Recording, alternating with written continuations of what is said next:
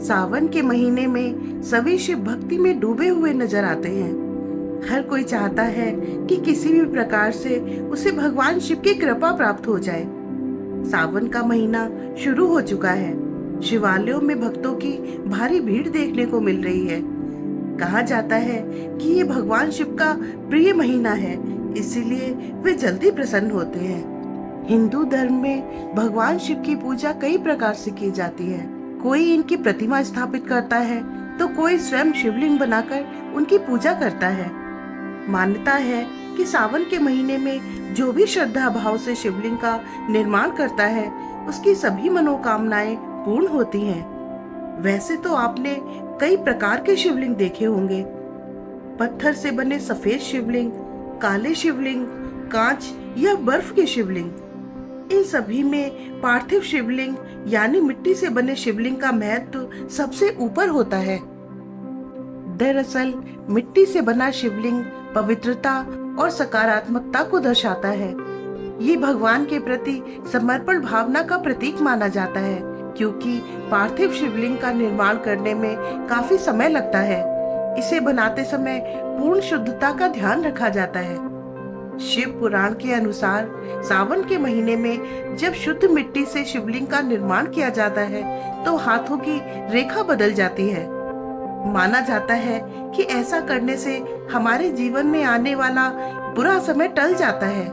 मिट्टी का शिवलिंग बनाने के लिए शुद्ध मिट्टी के साथ शुद्ध जल, शुद्ध घी, गाय के गोबर के कंडे की राख आदि का भी उपयोग किया जाता है। ये शिवलिंग सावन के महीने में ही तैयार किया जाता है, इसलिए इसका महत्व और भी बढ़ जाता है। आइए अब बात करते हैं भगवान शिव का अभिषेक करने के लिए बनाए जाने वाले पंचामृत के। पंचामृत 5 पवित्र चीजों से बनाया जाता है। इसे बनाने के लिए दूध, दही, घी, शहद और शक्कर का इस्तेमाल किया जाता है। इसका प्रयोग भगवान के अभिषेक के लिए होता है। इस माह में भक्त भगवान शिव का अभिषेक पंचामृत से करते हैं।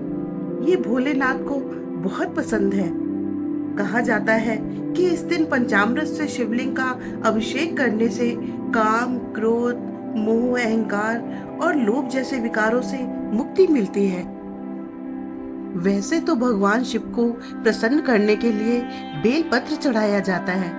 इसके अलावा भी कुछ अन्य पत्ते और हैं जिन्हें शिवलिंग पर चढ़ाने से शुभ फलों की प्राप्ति होती है।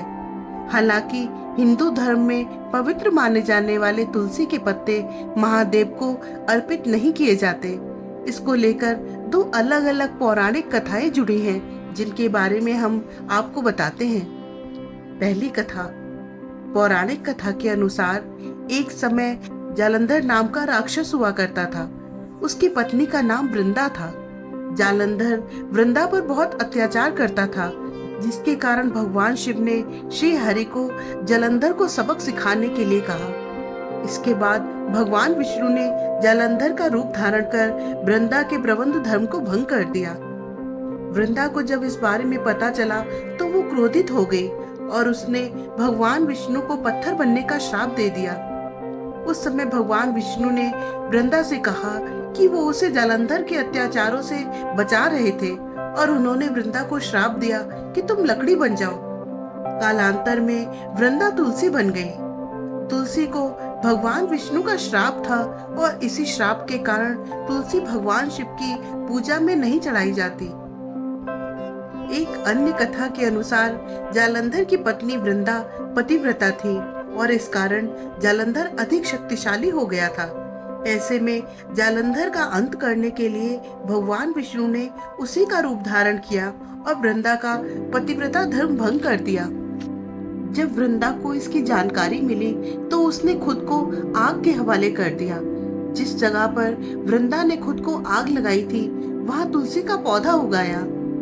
वृंदा ने तुलसी को शिव भगवान की पूजा में शामिल ना करने का श्राप दिया। इसके अलावा भगवान शिव को कनेर और लाल रंग के फूल भी नहीं चढ़ाए जाते। केतकी का फूल भी शिव पूजा में वर्जित माना गया है।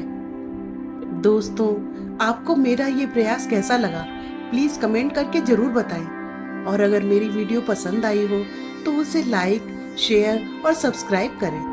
हर हर महादेव।